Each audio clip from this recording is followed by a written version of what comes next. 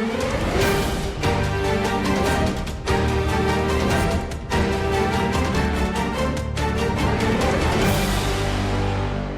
very warm welcome to a new episode of Leaders of Tomorrow Season 10. I'm Ritwika Gupta.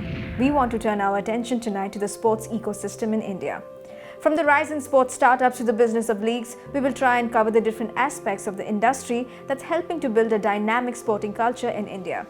I'll be first chatting with Vinit Karnik, author and head of sports, esports and entertainment, GroupM South Asia. In the second segment, I'll speak to Vivo India about the brand action around FIFA. Also on the show tonight, Sportsapp, a startup in this space. A packed episode indeed. Let's get started.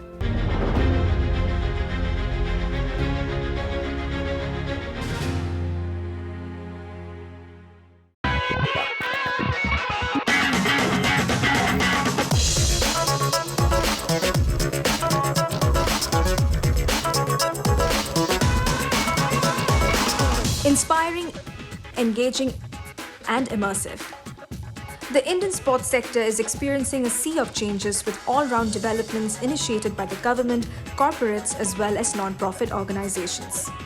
These stakeholders form the crux of the system and are involved across multiple areas such as infrastructure development, talent scouting and training, and organizing mega sports events. What's the future of sports in India like and the road ahead for businesses and startups in this industry? We'll find out today. Thank you, Vinit, for joining us today on Leaders of Tomorrow. Thank you very much for having me on the show. So, I want to dive straight in. I want to understand the sports industry and how that has changed over the years, over the last 10 years or so. What do you think are the biggest trends that you're seeing and the changes this industry has gone through over the years? Yeah, fabulous. Actually, that's a loaded question to start with because from a sports industry standpoint, I think it's been a very, very busy over a decade or so, especially from the time India has won the World Cup in 2007, the T20 World Cup, because what's happened is India has predominantly been a one-sport nation. We are to a large extent even today a one-sport nation, but what's actually happened post 2007 is that the whole T20 World Cup has catapulted the entire sports landscape in terms of cricket, and we saw IPL's entry in 2008 immediately after, within a year's time. And from that standpoint, India has really realized and unlocked the value of what sport can do for this country. So a couple of things have happened. One, which is very, very obvious, is IPL. Yeah. But what we tend to miss out is what IPL created as an ecosystem in India. So for example, we hosted the Commonwealth Games in 2010. Now, India hosting a Commonwealth Games in 2010 actually gave us the understanding and the confidence that we can host bigger events. So what typically happened is IPL, Commonwealth, and then because of IPL, multiple sports actually got into the whole ecosystem. So you saw the entry of football through Indian Super League. You saw a homegrown sport like Kabaddi going the Premier League route, which is PKL. And today you have got Kho-Kho, you have got badminton, you have got volleyball, you have got tens of sports which are actually creating an ecosystem of sorts, which is helping India march towards becoming a sporting nation. Because it's very important for us to play sport. Therefore, what's happened is a lot of professionals who used to practice various different sports today have got a chance from a talent perspective to deliver on a Premier League stage. So who knew some of the people who would play Kho-Kho? So we predominantly know that Kho-Kho is played in Maharashtra. We know that North India has got a massive amount of people playing Kabaddi. Yeah. So these talent, these young boys and girls have actually got a lot of opportunity to show their talent at a national stage and at the world stage. Right. So that's one change that we have seen. Second change that we have seen is a lot of corporate support that India has got over the last decade or so in terms of CSR. You look at the kind of work Reliance Foundation is doing, the kind of work JSW is doing, the kind of work Tatas are doing. That's actually helping India win medals at the world stage. Who knew Neeraj Chopra 4 years back? Yeah. But the moment a javelin thrower winning a gold in Olympics that gives a lot of youngsters the confidence that India is here to invest in sport long term. So we'll get to the big leagues in a bit. I actually want to say that, on that note, would you say that India has a strong sports culture, especially when it comes to the different verticals, in terms of infrastructure, education, talent nurturing, if you could elaborate on that? Absolutely. So one of the examples I would like to talk from an infrastructure point of view is what corporate India is doing. So while government is doing their bit in terms of Sports Authority of India, I think from an infra standpoint, I don't see it as a challenge because SAI over the years have done a fabulous job. We have got infrastructure in every big city, every state, so to say, in terms of developing talent. But one particular call out is the Inspire Institute of Sports, which JSW as a corporate has developed in Vijayanagar, about 200 kilometers away from Bangalore. Now, that institute actually is one of the world-class institutes by a corporate who is investing into talent and nurturing that talent. Because typically what happens is we keep talking about team sports, which is cricket, which is football, and so on and so forth, which is fine. So there's a great amount of work happening there. But it's also important for a country of 130 crores, which is 1.3 billion, to also deliver medals at Asian Games, Commonwealth Games, Olympics. So therefore, the infra part of the conversation is helpful there. So the last few years, have also seen the growth of entry of, many sports startups. What do you think are some of the factors that are driving this growth? Very interesting question, and that's actually been on top of mind of most of sports professionals because what's typically happened is because we were a one sport country and there was no structured effort towards fan engagement, so to say. So what's happening is most of the sports startup are in two areas. One is in sports content and other are in the area of fantasy sport. Now, in my mind, fantasy sport is about fan engagement because people actually think about fantasy sport as making your team and playing there, but actually fantasy sport actually covers the entire fan journey, right? So it's also have a social media angle. It has a merchandising angle because you obviously have most of the merchandising sold on platforms like these. Interestingly, most of these tech companies have now started acquiring content as well. Okay, content which is not acquired by the big ticket broadcasters or OTT platforms. So basically, it covers the entire gamut of something as I called as fan engagement. So a typical fan journey, the way I would like to describe, is in the form of three stages: fan, flirt, and fanatics. Right. So fans are someone who would like to be a part of any journey. So for example, IPL, most of the people today are fans, okay? Because they would love to go for the matches, enjoy with their family. So it's about the herd, right? Then you have flirts, okay? Which are about multiple sports and trying to be everywhere. Okay. Then you have got fanatics who actually drive the sporting economy. So from a fan engagement standpoint, a fanatic would be someone who would want to make his team on a fantasy league app. He or she would consume the news, which is sports only news, right? He or she would buy merchandise. He or she would have a profile on that platform to engage on social media with like-minded people. And he or she will not only watch the live sport, but also watch the surround content, which is non-live.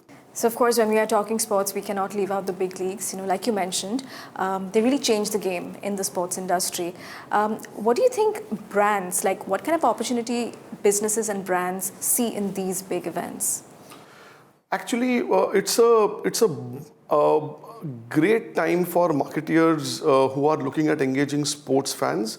And most of these sports fans are youth. And today, I don't know about a brand category who's not targeting a youth, right? Today, you talk to an 8-year-old, 10-year-old, 18-year-old, or 28-year-old, or a 38-year-old, okay? Most of these guys are consuming sport real time. Right. So today, if you look at the media landscape, sport is the only genre which promises you appointment viewing. Because with the advent of OTT, most of the GC content is like it's on catch-up TV, right? And you can catch up a show whenever you want, wherever you want, on the device of your choice. Second point is most of these leagues, from a culture standpoint, are calendarized. So you know that March, April, first week, you will see the first ball bowled of IPL. Yeah. So a marketeer can plan her or his life around that calendar. So as we wrap up this conversation, tell me what, according to you, will take India to become a formidable player in the world of sports? Multiple things actually. So I think we have already embarked the journey of becoming a sporting nation, and I don't know, I mean, we at GroupM were the first ones, I think in 2013, to start a report, yearly report, which is the most popular report, I would say with confidence, in India, called a Sporting Nation in the Making. And the reason why we are calling it Sporting Nation in the Making is exactly this point, that we are not a sporting nation yet. So the leagues are here to stay. So Indian economy is going to be driven by leagues without a doubt. So multiple points and parts each one of us is playing will eventually catapult and segue into we becoming a sporting nation. And proof of concept is very simple. We need to be the world beaters in whatever we do, whether we play an individual sport or a team sport. We need to be number one. Well, that was really insightful, Vinit. Thank you so much for joining us. Thank you very much again for having me on the show. It was my pleasure as always. Thank you. It's time for a quick break here. We'll be back shortly. Stay tuned.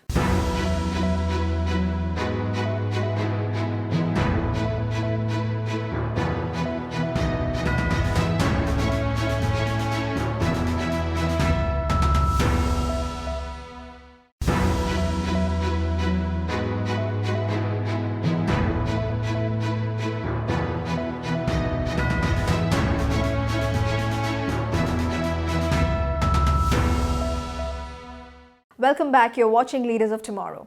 Right now, I'll be in conversation with Yogendra Sriramula, Head Brand Strategy of smartphone brand Vivo India, who talks to us about Vivo's association with big sporting events and what the brand hopes to gain from the FIFA World Cup 2022.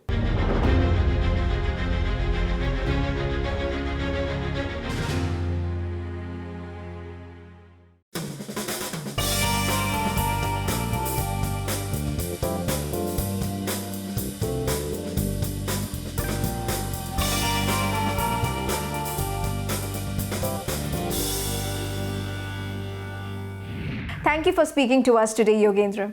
Yeah, thanks Ritwika for having me. It's a pleasure. So I'm going to dive straight in. Tell me what made Vivo jump onto the football bandwagon and what is the brand hoping to gain from the FIFA association? Yeah, so Ritwika, to answer this question, I'll actually have to go back to the vision that Vivo has to be a healthier, more sustainable, world-class organization. So today we are present in over 60 plus countries and regions and over 400 million users worldwide, trust and users. So our objective to expand into overseas markets started in 2014 when we entered into India. Today we are present in a lot of Latin American countries, African countries, even European countries. So what better way to actually build brand reach, recognition and recall with our audiences the world over than FIFA. The 2018 edition was probably seen by about 3.5 billion people. And it is estimated that in 2022 FIFA World Cup will be seen by over 5 billion people. So to establish the connection that Vivo has with its audience, to speak about the brand values which it shares with FIFA and football, it's a very meaningful conversation that we can have with our audience through this medium. Yogendra, tell us briefly about the engagement planned around FIFA. What are some of the activations Vivo is doing at the event or before the tournament? Yeah, Ritwika. So Vivo also has this mantra where we say more local, more global. So if we have to be accepted by the audience the world over, then we have to be first of all more local in each country we operate in so that people like us more, they bond with us more. So FIFA too has that relevance for us. So globally we have a campaign called Give It a Shot. So what shot means in this context is it actually has three different connotations. One obviously from the football perspective, the other from the camera perspective, for which we are really well known. But the third, the most important aspect, is from a human perspective. So when we say give it a shot, it connects back to the purpose that we have as a brand. to create a world, a joyous world through superior yet simplified technology. We also have access to the emblem, a lot of other brand identities, to use FIFA name in a lot of promotions. We are present on the tickets, we are present in the on-ground advertising on the pitch side. We have our presence in the backdrop of the official press conferences. All of these will help build that reach, recognition and recall that I spoke about. We have a Vivo pitch side DJ show access. We have access to a global fan contest with FIFA. But in India, the role of FIFA becomes a little different. People know us as a company which originated in China and has really consolidated its position between 2014 and now. But few people know the global scale that we have. Few people know that there is enormous amount of R&D which happens in the countries across the globe. So through FIFA, we can present this side of Vivo as well to the audience here in India, build that trust, build that confidence in the brand. Sure. I also want to talk about Vivo's association with sporting events. You've been an official sponsor of IPL and now you're sponsoring FIFA World Cup. How do you maintain a balance between your communication, what Vivo stands for, and what the tournament represents? Ritwika, I'm really glad you asked this question. Like I said, everything we do begins from our purpose to create a world of joy through superior yet simplified technology. So when you look at sports as a genre, you would find that sports have the ability to connect with people beyond the barriers of age, race, political borders, religion. They just are able to unite people through a feeling of solidarity, right? And sports shares these values with Vivo. Vivo too believes in bringing joy to people by connecting them, by bringing them together as a community, to bring that warmth, that empathy, that respect for the opponent, right? That respect for the law of the land. So we share these values, and we think when we bring all of this together, we are able to bring joy to people as a whole, and that's the connect we see, whether it's cricket, football, or any other sport for that matter. Finally, before I let you go, give us a sense of the overall sports business in India. What opportunities do you see in this space, especially for corporates? So Ritwika, you are right. I think the world, the way things are changing globally across different fields, especially in the field of sports in India also, it's very dynamic. Things are evolving and moving really fast. And Vivo, like you said, is the official sponsor of the FIFA World Cup and the only smartphone brand at that. So what we see is that earlier what was limited to fewer people in the country, the access to sports, now it has started expanding at a fast pace. There are a lot more people who are following a lot more sports. So and when they do follow these sports, obviously the rub off for brands when they connect with these sports is beyond just the name as a sponsor of the event. It's also a rub off of the values, the qualities which the sport stands for. And the reach for the products and the brand then goes beyond just these top few markets into these other markets as well. So while a lot of people might not be watching every sport, but they are also aware of these sports now as probably the passion for these sports is expanding, and maybe half a decade later, you will see how these sports penetrate into the other markets as well. But I think we are at the right space right now where it's the right opportunity to talk to these people, to build a more meaningful connection to these people, to ride on these values of solidarity, sportsmanship, compassion, empathy, respect for the opponents, for your teammates, and ride on those values to communicate about who you are as a brand as well. So yeah, I think sports are really evolving fast, and it's time for brands to actually think about things beyond one or two sports and connect with your audience at the right passion points and talk about the values that you hold as a brand. Thank you so much. It was good talking to you. Thanks, Ritwika. Thanks for having me. Joining me live now is Shashank Mishra, founder of Sportsapp, one of India's largest sporting communities, who's going to talk to us about the opportunities and challenges for a startup in this industry. Listen in.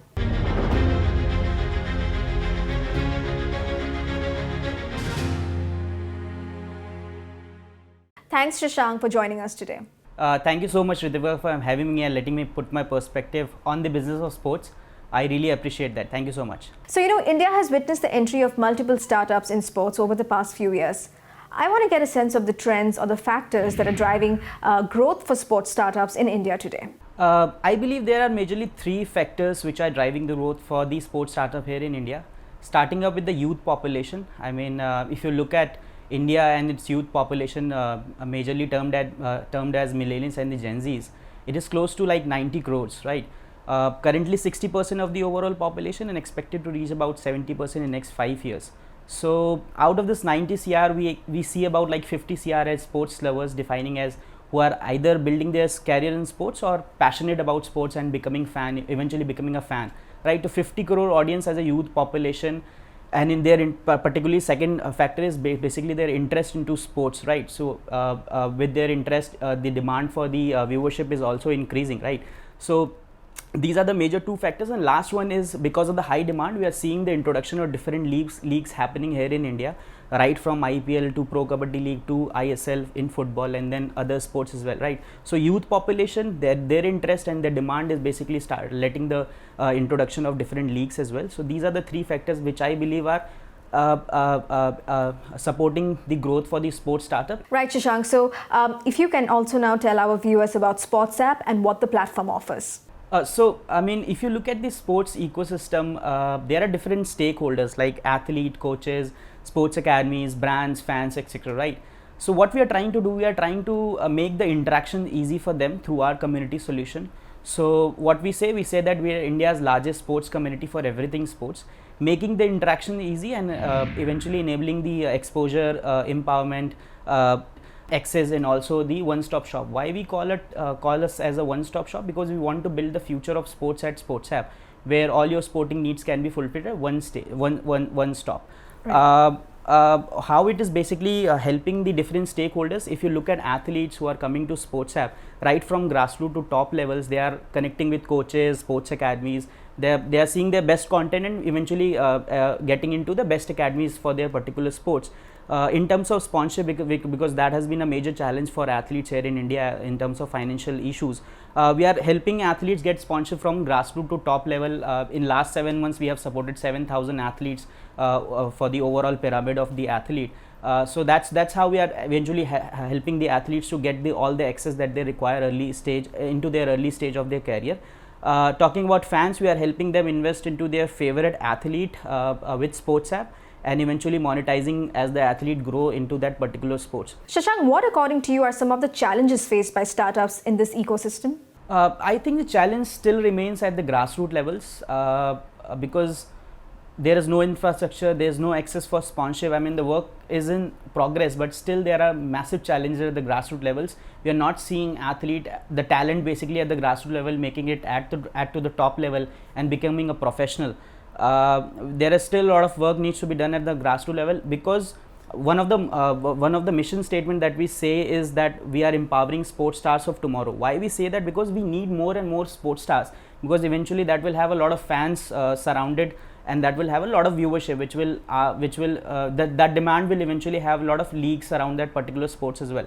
The recent example is Neeraj Chopra. I mean, prior to Tokyo Olympic, nobody was aware of what javelin throw is, right? Post Tokyo Olympic, everyone is talking about javelin throw. So that's how one sports star can eventually help one sports to grow. So if the work can be done at the grassroots level, we'll have more and more sports stars coming in future, and then the fans will eventually come, the viewership will come, and the growth will eventually happen for the overall ecosystem in India. That's what we are trying to do. We are helping athletes at the grassroots level with the access that they require, so that they become the sports stars of tomorrow. Well, it was great chatting with you. Thank you for being with us. Thank you Ritwika. Thank you for having me. Thank you so much. With that, it's a wrap on this special edition of Leaders of Tomorrow Season 10. We hope you enjoyed the insightful takeaways. Thank you and goodbye.